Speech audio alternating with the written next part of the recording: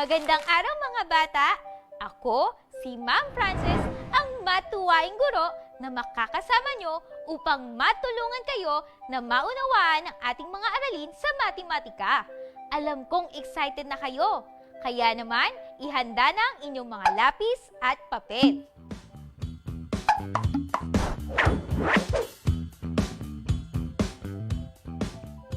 Bago natin simulan ang ating bagong aralin, atin munang sagutan ang ibinigay ko sa inyong takdang aralin. Ating tutukuyin ang mga nawawalang bilang sa patlang. Ihanda ang inyong mga sagot at titignan natin kung tama ang mga ito. Para sa unang bilang, tama ang inyong sagot kung ang mga bilang na inyong sinulat ay 50, 70,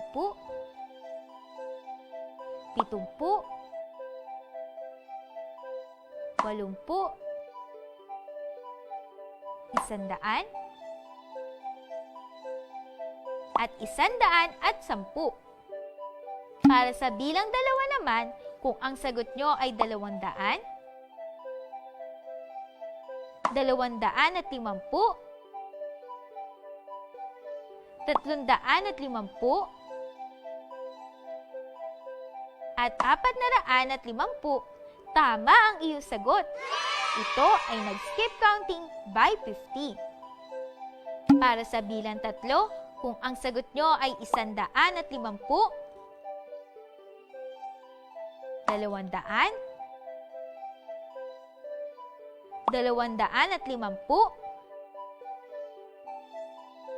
350, at 400, ito ang mga tamang sagot. Ito ay nag-skip counting by 50. Para sa bilang 4 naman, tama ang inyong mga sagot kung ang isinulat nyo ay 30, 60,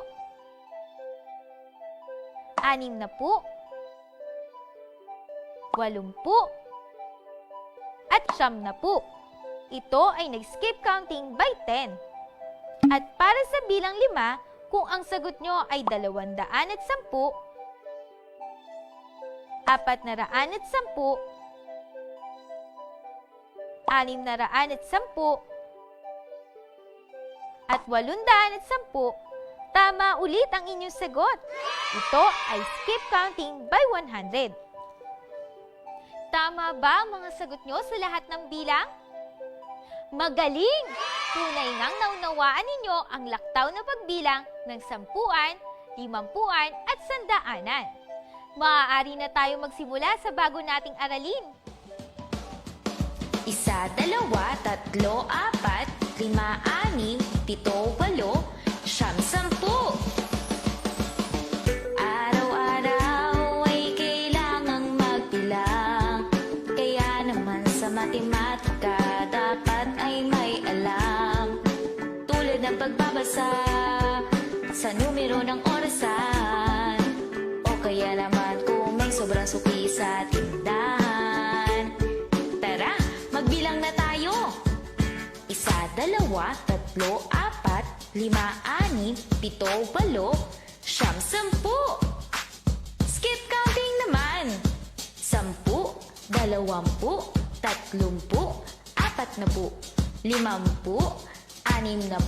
50, 60, 70, 80, 90, 100. Taasan na natin! 100, 200, 300, 400, 500, 600, 700, 800, 900, 1,000. Araw-araw ay kailangang magbilang, kaya naman sa matematika dapat ay may alam. Alisin ang takot, halika nang matuto sa matu. Tara, magbilang ulit tayo. 1, 2, 3, 4, 5, 6, 7, 8, 9, 10. Isa pa. 1, 2, 3, 4, 5, 6, 7, 8, 9, 10. 10. Para sa araw na ito, ang ating aralin ay ang mga bilang sa simbolo o numerals at bilang sa salita o number words. Ating basahin at suriin ang mga sumusunod na bilang sa simbolo at salita. 1, 2, 3, 4, 5, 6, 7, 8, 9,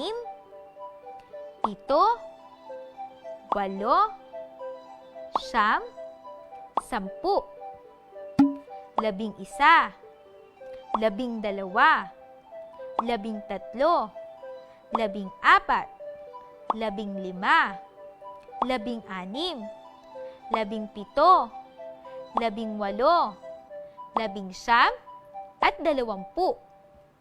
Napansin mo ba ang mga bilang na 11, 14, at 16? Ano kaya ang naiiba sa mga ito? Tama! Ang mga bilang na 11, 14, at 16 ay may gitling. Ito ay dahil ang mga salitang 1, 4, at 6 ay nagsisimula sa patinig. Ginagamit ang gitling upang mabasa natin ang mga ito ng tama. Ipagpatuloy natin ang pagbasa at pagsuri sa mga bilang. 21, 32,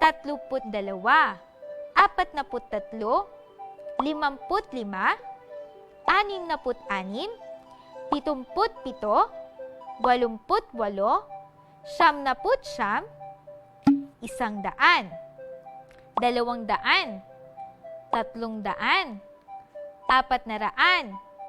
200, 300, 400, 500, 600, 700, 800, 900, 1,000. Ano naman ang napansin nyo sa mga salitang bilang na nakabilog? Tama! Ang mga salitang bilang na ito ay gumagamit ng raan. Ngunit ang iba ay daan. Ito ay dahil sinusundan nila ang salitang na. Samantalang ang salitang daan naman ay ginagamit kung ang susundang titik ay ng o nang. Kagaya ng mga bilang na 100, 200, 300, 500, 700, at 800. Kailangan nating malaman at tandaan ang mga ito upang mabasa at masulat natin ang mga bilang sa simbolo at sa salita ng tama. Upang masubukan kung ating naunawaan ang aralin, tayo ay magkakaroon ng gawain. Para sa ating unang gawain, ating bilangin ang mga stick at isulat ang katumbas sa salitang bilang sa iyong papel. Tandaan na ang isang piraso ng popsicle stick ay may katumbas na isang bilang. Ang isang kumpol naman ay may katumbas na 10 bilang. Samantalang, ang isang bungkos naman ng popsicle stick ay may katumbas sa 100 bilang. Simulan na natin! Para sa unang bilang, ilan ang bilang ng popsicle sticks?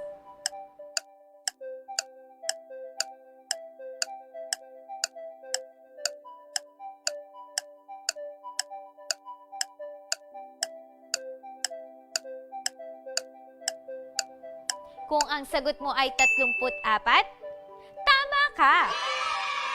Para sa ikalawang bilang, ilan ang bilang ng popsicle sticks?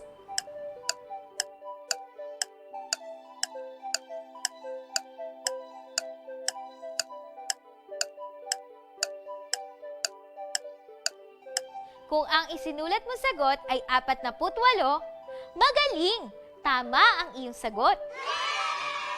Para sa ikatlong bilang, ilan ang bilang ng popsicle sticks?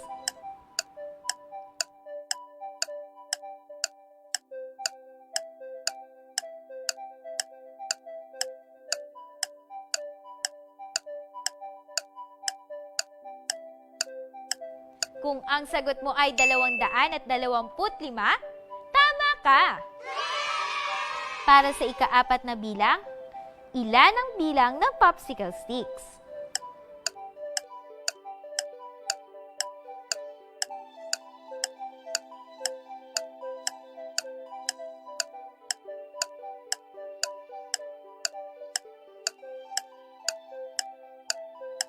Kung ang sagot mo ay 400, Tama ang iyong sagot.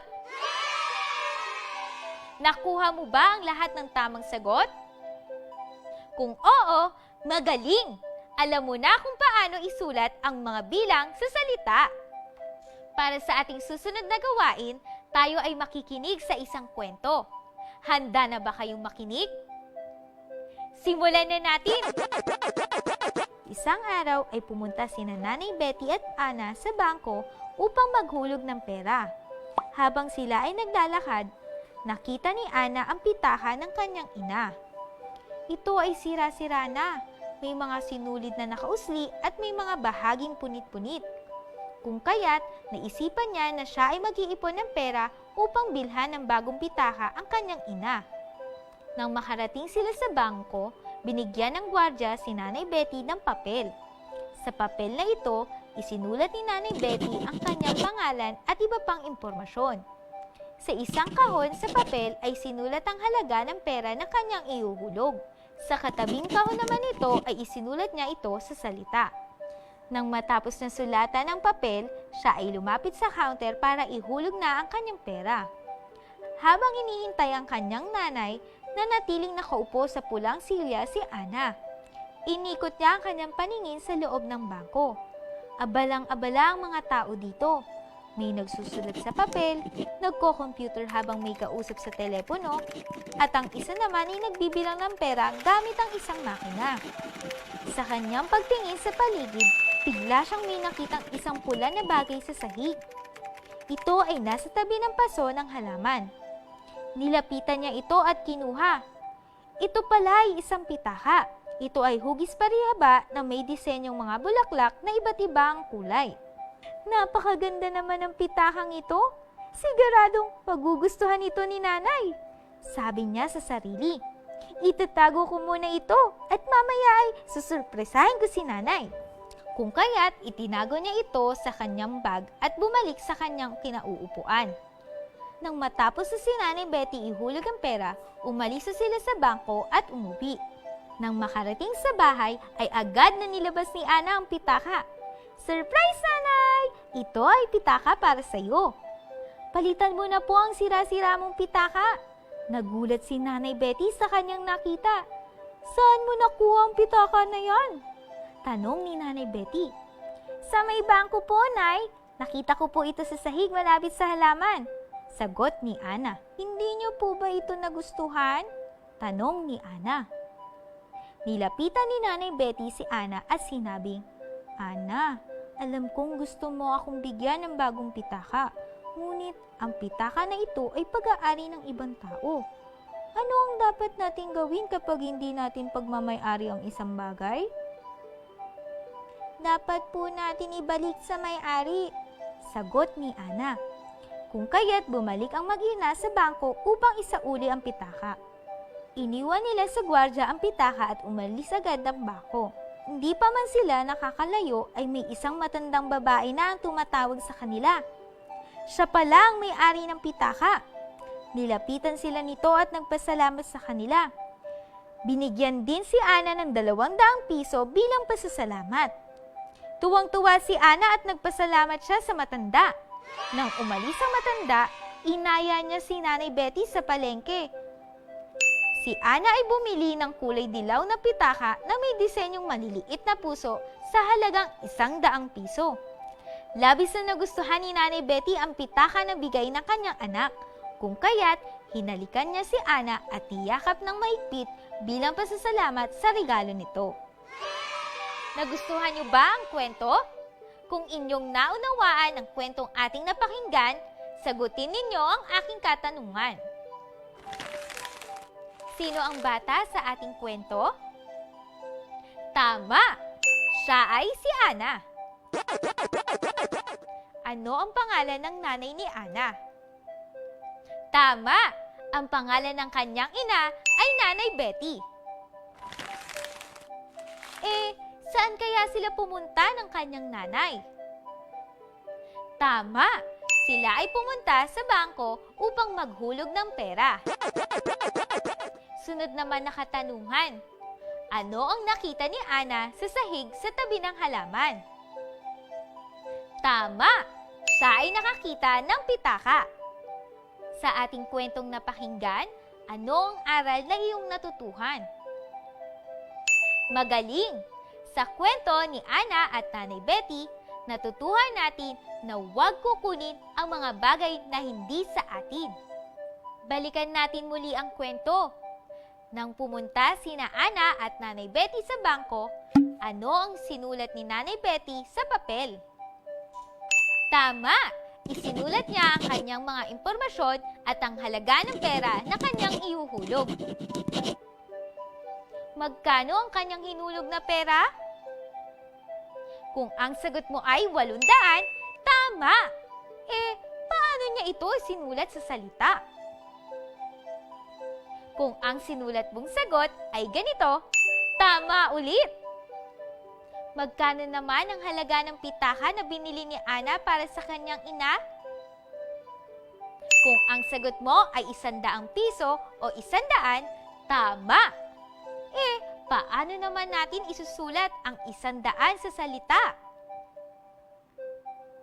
Kung ang sagot mo ay ganito, tama ka ulit! Sorry. Magaling! Tunay ngang nakinig kayo sa ating kwento at ipinakita nyo ang talas ng inyong isipan. Para naman sa ating pangwakas na gawain, basahin ang mga tanong at piliin ang titik ng tamang sagot. Isulat ang iyong sagot sa papel. Para sa unang bilang, paano isulat ang bilang na 11 sa bilang sa salita o number words?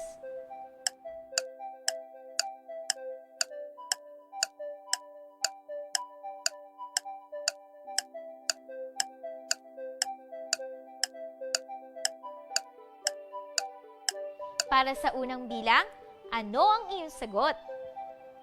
Kung ang sagot mo ay titik A, 11, tama ang iyong sagot. Para sa ikalawang bilang, paano isulat ang bilang na 14 sa bilang sa salita o number words?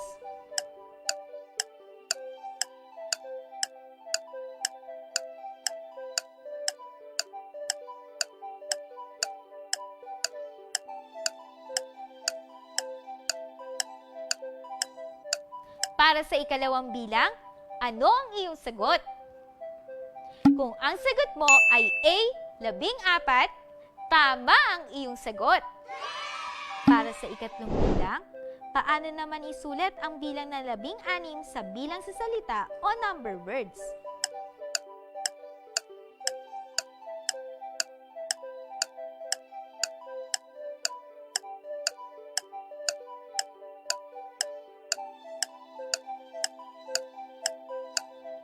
Para sa ikatlong bilang, ano ang iyong sagot?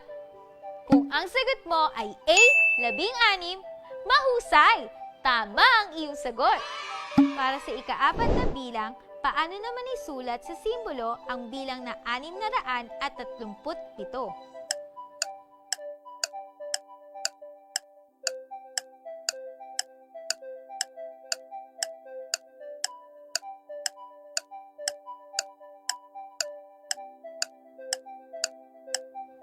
Para sa ikaapat na bilang, ano ang iyong sagot? Tama ang iyong sagot kung ito ay titik A, 637. Para sa ikalimang bilang, paano isulat sa simbolo ang 850?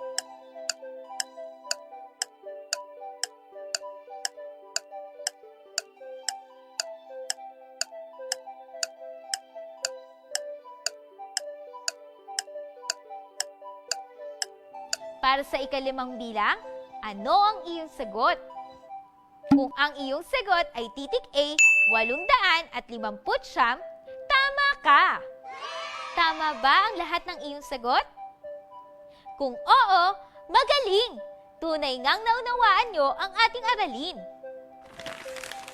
Sa araw na ito, kayo ay natutong bumasa at sumulat ng bilang sa simbolo at sa salita. Ang mga bilang na 11, 14, at 16 ay ginagamitan ng gitling dahil ang salitang 1, 4, at 6 ay nagsisimula sa patinig. Kung kaya't nilalagyan ito ng gitling upang ito ay mabasa natin ng tama. Gumagamit naman ng salitang daan kung ang sinusundan titik ay NG, kagaya ng 100, 200, o 300. Ang salitang raan naman ay ginagamit kung ang sinusundan na salita ay na, kagaya ng bilang na 400 o 900.